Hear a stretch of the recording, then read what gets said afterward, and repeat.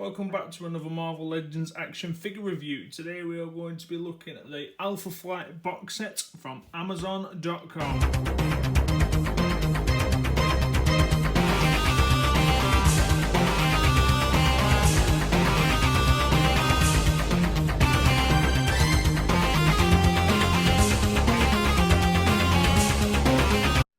So here we are, 1 week after ordering. We had it shipped to our reship address in the US, so it's been diverted through to our address here in the UK. That was the only way I could actually get hold of this item through Amazon.com, as they did not have a shipping option to send direct to the UK without adding exponential import fees, duties, etc. So I paid $97 in total for the package, plus £5 handling fee for my reship, plus I think it was something like £30 in total to get the item shipped to me here in the UK. So all in all, it was the cost of a six-figure wave, around about £120, there or thereabouts, which I'm not too bothered about, as it's going to be very difficult to get this in the UK, as we found with the X-Men box set of the original 5 figures. As you can see on the front of the package, I've tried to get as much in as possible due to the size of this box. We've got the 80 years logo at the top left hand corner. It is by the Legends series, and it does say actually down here 4 and up, but let me just reiterate that this video is not for young collectors. This is for people 13 and above, adult collectors only. As I spin the package around on the side, as you can see, we've got some images side of all the characters of Alpha Flight. Try and get these in as best as I can. Like I say, the box is quite substantial. So there we go. Starting at the bottom, we've got Puck, then the Vindicator, Northstar, Aurora, Snowbird, and the Shaymin. On the back of the box, we've got a nice setup photograph. As you can see, Alpha Flight. And then we've got all the legalities, etc. at the bottom. As you can see, this is nicely done. Beautiful artwork on the back. I won't be surprised if we saw this on Jerry Wilson's news feed on Instagram in a couple of weeks' time. And again on the side, there we go, Puck, Vindicator, Northstar, Aurora, Snowbird, and Shaymin. When it comes to opening the package, I'm going to do this freehand because it is quite big.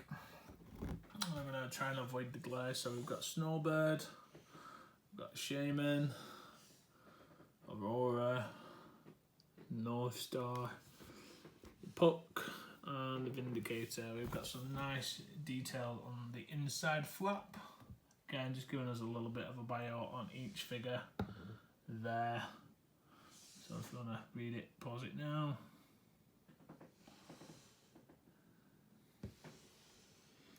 Just going to fly through this pretty quick. It's not even a profile as such. It's just a description of the character. That's the Alpha Flight box set in all its glory. What I'm going to do is break the figures out of the packaging and take a more in-depth look at these on a one-on-one basis. So here we have Team Alpha Flight out of the packaging, and so far so good. Apart from a couple of minor QC issues, and I mean minor, I've got the Aurora figure here, where the figure looks absolutely fantastic in hand, but we are having issues with the paint on the elbows, where the actual elbows aren't bending, so I'm not going to force it just yet. I think what I'm going to do is I'm going to heat it in warm water first and see if I can actually crack the paint, but at the moment the elbows are locked on both sides. The wrists seem fine, the leg joints all seem fine, the ankles seem fat, that's actually a bit tight. The ankles are a bit, they seem fine. The overall aesthetics of the figure is really nice. I've not got any QC issues on the paint from what I'm seeing. The lines are done very nicely, as you can see. And then on the boots, it's done in this pearlescent type of white, so it's not a flat white, it's a pearlescent kind of white. But so far so good on Aurora when it comes to the paint apps. As you can see her face, beautifully done. Eyes aren't too off centre from what I can see, they look fine. Lipstick's where it should be, nice little elvish ears. Overall, a beautiful figure. Moving on to Northstar when she stands up. Northstar again, no Q issues on the elbows with this figure. Everything seems fine in terms of the joints, the paint apps. I've got no blemishes. Again, the white is a pearlescent white. If you've got the Vindicator figure, you'll see that the fists in terms of the colours actually do match. Similarly with the Quicksilver from the Family Matters 3 pack, it is that kind of white where you could actually swap out the running hands if you wanted to give him more of a flying pose. As you can see, paint apps on the back are done. That's a bit confusing here. So what have we got here? So we've got, I don't know if that's been missed or, oh, there we go. So it looks like, looking at that, it looks like the paint's been applied to him whilst his shoulders have been back. So I'm just trying to line that up. So if I were to line this up, basically you have to move his shoulders or his shoulder blades back a little bit. So they look fine on the side. From the front they look okay too, but the actual figure itself, I don't think the shoulders are central. They're just slightly off. So that looks like it's been painted just a little bit off centre in regards to his shoulder blades. No biggie, as it is on the back and it's not massively noticeable. Again, the line work on the side star seems fantastically done. No blemishes, no blurby lines. Again, on the boots, I think, is that? No, I'd say that was in centre as well. So they've been painted very nicely too. The face, as you can see, another very good looking face. Not too dissimilar from Namor, I'd say, with those eyebrows. Looks quite fierce. And again, with his little elvish ears. Looking really, really menacing, but also really pleased with that figure too. Next up, we have a look at Snowbird. So Snowbird at highs, when I've seen on a couple of reviews, threw me a little bit, but obviously it's the white pupils against a black eyeball. And then we've got this hat, which is extremely durable.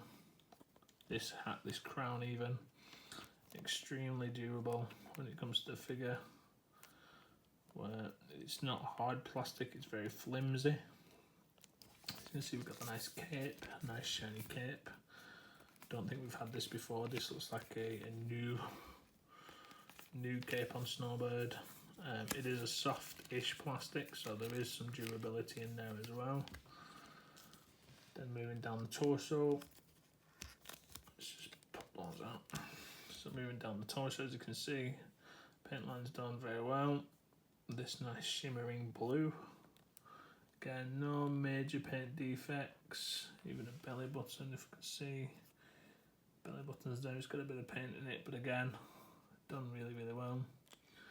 The arms, however, this part of the arm here is cast in a blue plastic and then painted over white. As you can see, we've got some kind of blue hue coming through. Actual paintwork on the arm.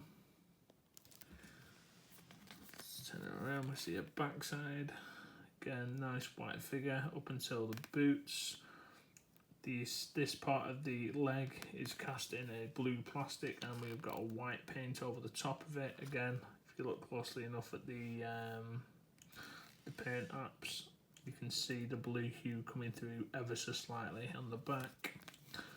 And then we get the standard female eye caster spelling you hands with the generic articulation. All in all, really, really nice figure. The hair seems to be a new sculpt. I thought at first it might have been the jean grey hair that we got with the Green Phoenix, but it's not. It is different. And it's definitely not the one that we're getting with the new jean, which as of yet hasn't landed here in the UK. If she'll stand up. Did have some difficulty with her in a cape prior to filming. Stand. She might just have to lean. We'll get it to lean. Next up, Vindicator. As you can see, it's a very female heavy figure pack. even though it is 3 and a 3 split, or 3 and a 2.5 split, should we say, with Puck. As you can see, the Vindicator is looking very, very nice indeed. This red is a darker red to the original Vindicator that we got in the last wave, which was the now I want to say Wendigo. Is it Wendigo? The Wendigo wave. I want to say Wendigo wave. Correct me if I'm wrong. Sound off in the comments below. But as you can see, it's done in this nice pearlescent white again, all the way through. The red is a more cherry red, and that maybe a pinkish red that we got on the Vindicator figure previously. Confusion on the two Vindicators. I'll put in the link in the below where they are both called Vindicator or Marvel's Guardian. So I think you hear Wolverine in one of the animated series actually refer to Marvel's Guardian as the Vindicator. I've always known him as the Vindicator. And then obviously got this Vindicator here, so it does get ever so slightly confusing. But as you can see, nice visor, nice little ponytail, which I thought was the similar ponytail to Ladypool. This is articulated, so it is on a bit of a hinge, which is pretty cool. So I don't know if it comes out. There you go. So it does plug straight into the back of the head. Probably won't get mine back in now. Like, there we go. So it plugs straight into the back of the head. It gives us some movement as well, which is pretty cool for dynamic posing. As you can see, the paint on the figure seems pretty perfection. When it comes to lineage, I don't think I've got any blemishes on here. There's no miscommunication in between the lines. They seem fine to me. I think I've been pretty lucky with this pack so far. Maybe there, if you want to get a bit gripish. But other than that, nothing too serious. Down to the shin. See, the shin's got the paint on it as well, which aligns with the foot. Got a bit of paint overkill on the hinge to the foot, but other than that, it looks fine. Let me zoom in a little bit, get into some better light. I'm working with limited light at the minute. So as you can see, she looks really, really nice. Paint job's really, really good. I'm really happy with this figure too. The lips are perfect. All in all, nice figure on the standard female body. Yeah, again. Then we get Puck. Now Puck, I've got the original build figure. I'll do some comparisons with Puck shortly. This guy, the paint finishes on this seem a little bit better. In fact, I think what I might do is actually just grab Puck and do a side-by-side comparison whilst I've got this guy in hand now. 1 second. Okay, so what is interesting is having a side-by-side comparison of these two Pucks now. I'm not too sure if I've been missold this original Puck when I originally bought it. I bought it from, I think it was from a Facebook group about 3 years ago. Was advertised as a Marvel Legends Puck, but looking at the actual head, this one here is a little bit smaller than this one here. The bodies seem the right proportion, albeit the more I'm looking at it, this guy seems a little bit shorter. But I am led to believe that this was the builder figure originally, so I'm not too sure now. On the new version of Puck, we have got some nice shadowing and detailing on the legs, where on the original, or what I thought was original Marvel Legends Puck, the shadowing isn't as transparent as the one on this one. Sorry, not transparent, apparent as the one in this one. The P's are different colours as well, so on the new Puck we've got a shiny P, where on the original Puck we have a more of a flat P. And again, just looking at them two P's, this one here seems to go across the chest, whereas this one is a little bit more central. I'm going to have a look up on this one because I do believe that I may have been missold this original Puck, so the comparison might not be justified. We've got two different head sculpts as well. I do believe that the Marvel Universe one was based on the Marvel Legend, or the vice versa. So if we have a look at the two heads, as you can see, there's a significant size difference. We've got a happy Puck and we've got a sad Puck. And then just to put my mind at ease, this head on the original body does fit. So there you go. So this is the original Puck with the new Puck head on. And then the old Puck onto the new body. Does look a lot smaller, but I'm not too sure which one I prefer. Strange. Okay. Let me swap that back. Either way, they both fit the same head. We can do a head swap. The figures themselves are around about the same size. There we go.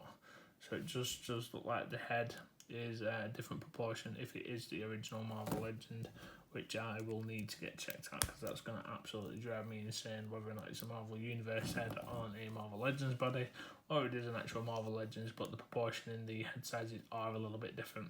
So that is Puck. Moving on to the final figure in the box set, which is the Shaymin. As you can see, it poses very well. Now what I have seen on a couple of other people's reviews is that the plastic was chewed up on the arm in the actual box set itself. Mine seems to have come out fine. No chewed up plastic. The green's not really coming through anywhere else other than the hinge. Might need repainting at some point. We have got the yellow which goes all the way up into the middle of the torso. We have got a bit of a green hue here. It seems a bit silly to maybe leave that green hue when it should be yellow all the way through. Not too sure if that's a design flaw or it's just mispaint applications. We've got the hands, which are open type hands. Let's just see if these come off. So yeah, the bracelets do come off on the Shaymin as well, so they are removable. We've probably seen them on another figure before. We've got this new belt piece, which again, very similar to the Mystique and the Blink figure. He's got a very flat ass. So yeah, it's very similar to the Blink and Mystique figure where it wraps around the waist and then droops down the middle and the back. He's got a very cool pouch on the side. You can see that, that's picked up really well. Then we get the standard cuff boots, which we've seen on the more recent X-Factor Cyclops and on multiple figures before him. And then if we have a look at the Shaymin's head sculpt, very unhappy tribesman. Looks like somebody's taking his dinner money. You can see it's a nice headband again. No paint splodges in and around the headband. It looks pretty good. Lines are symmetrical, like they should be. The hair, again, it looks like a new hair piece. It's been split down the middle. Other than that, it looks fantastic. So yeah, that is the Alpha Flight box set. Now to amalgamate the remaining members of Alpha Flight into the 6 that we've received today. Again, looking at the Puck, that's the original builder figure, who's now fodder, who will probably find himself on eBay. So we're going to be introducing Marvel's Guardian, and just whilst I'm on that, you can see the 2 reds. So that's pretty annoying. So like I said, this is more of a pinky red, where this is definitely more of a cherry red, a lot darker in tone. I don't know if that was deliberate, but from the original pictures that we saw of the Guardian when it was going on the promotional route, when it basically we've seen the pictures online, he did look a lot darker. And then when pictures started surfacing of him online in the actual box, everybody was like, oh, hang on a minute, that's not the original red we saw him in. So after about 10 minutes pissing about with Snowbird, I finally managed to get her to stand up, albeit it is leaning against the Sasquatch arm. She's going to be one of the shelf divers for sure on my display. As you can see now, we've got the full team of Alpha Flight. Mine is a couple of other characters that we've seen in the comics, but this is probably the core team that we would recognise Alpha Flight being. So I'm very happy with this box set. It was well worth the money in importing it, and as being as an X-Men completist, it was a box set that I must have. In regards to the minor flaws, nothing too serious. Like I said, with the Aurora arm, I'm going to get that sorted out with some hot water in order to loosen the joint. And then Captain Canada wouldn't be complete without his compatriot, Wolverine. So there you go. If you're an X-Men completist, it is a set that you must get hold of. It is a very nice array of figures.